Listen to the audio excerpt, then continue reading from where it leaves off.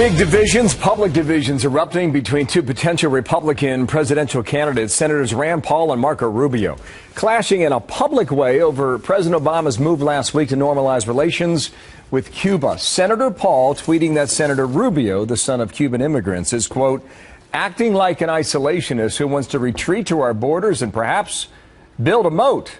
I reject this isolationism. Senator Rubio firing back on Sunday morning. ABC. Rand, if he wants to become the chief cheerleader of Obama's foreign policy, he certainly has a right to do that. I'm going to continue to oppose the Obama-Paul foreign policy on Cuba because I know it won't lead to freedom and liberty for the Cuban people, which is my sole interest here. So it's not over yet. Ed Rollins, former campaign manager for Reagan Bush 84, Joe Trippi, former Howard Dean campaign manager, both are Fox News contributors. Gentlemen, good morning to both of you. Ed, what do you make of this whole tit for tat? Well, it's the first shot of the 216 race. Two candidates, both of whom have the potential of being viable. Rand Paul is clearly out of line with where the party is, though, and I think we're a strong national party that has a strong national defense, and obviously he's kind of an outlier in that position. And I think the vast majority of Republicans, and certainly the Republican candidates, are going to be for the present position on Cuba until there's some show that they're willing to create a democracy or allow freedom. They basically want our dollars, and they want resorts, and they want all of that. Now that Russia can no longer supply it to them, and no longer Venezuela, they desperately need dollars. And I think at the end of the day, we feel we want freedom. Okay, all right. Let me come back to the overall point in a moment here. But Joe, first weigh in on this. What do you think? As a Democrat, you hate to see two Republicans having these kind of differences. Come on now. Joe, I think we're supposed to say P.S. Merry Christmas. Continue.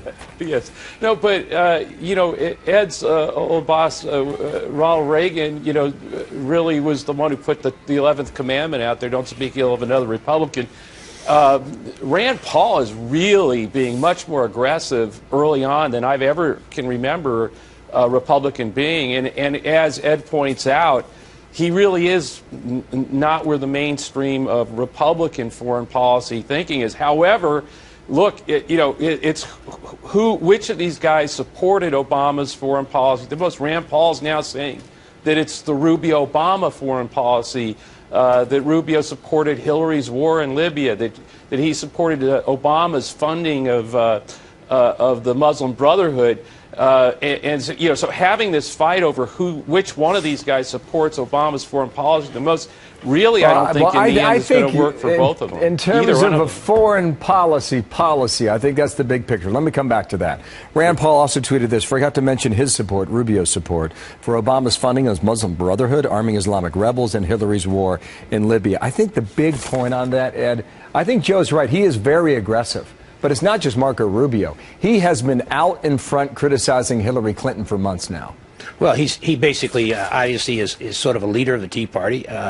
He's going to be a viable candidate. He's not going to be the nominee of our party. And if he is, the establishment will walk away from him. He's an outlier. He's like his father. His father was an outlier who had great grassroots supports that didn't turn much in the sense of delegates. I think, he plays to his own drummer. For a guy who basically is calling Rubio an isolationist, he's the biggest isolationist in our party today, and I just think he's out of the mainstream. Go ahead. I'm sorry about that, buddy. No. Continue. You got people like John McCain, who'll be chairman of the Armed Services Committee, and others. He's just not going to be where they are. Yeah, Joe. On the Hillary Clinton point, is he a good foil for her? It makes an interesting discussion. Well, whoever bashes Obama the most or Hillary the most makes the key points is that that's pay dirt, that's gold in the Republican Party right now, and it's particularly in a primary. So he's hitting the right buttons. But I think, look, if I had been advising Rand Paul, I would have urged him to run as an independent. I really don't see how he gets enough votes in the Republican primaries to become the nominee, but stranger things have happened. He'd be a good challenger for Hillary. I think he's more close to her and her general viewpoint.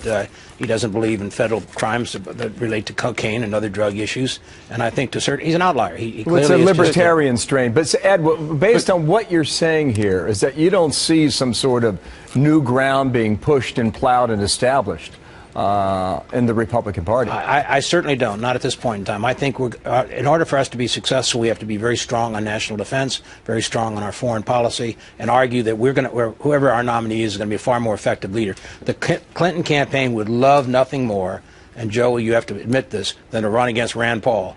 Marco Rubio and several others are something that causes them some concern. Joe, final word? You know, I don't know yet who on the Republican side would worry people the most. The one thing that's interesting here, though, Bill, is this limited to these two? What happens when a governor? I mean, there'll be governors who either expanded Medicaid or set up, who somehow helped on Obamacare. They're going to get. It's tie him to Obama, tie him to Obama, tie him to Obama. You know, plenty of time to debate that. Absolutely. Joe, thanks. Ed, thanks to you as well. We'll see you both very soon. Merry Christmas. Merry Christmas.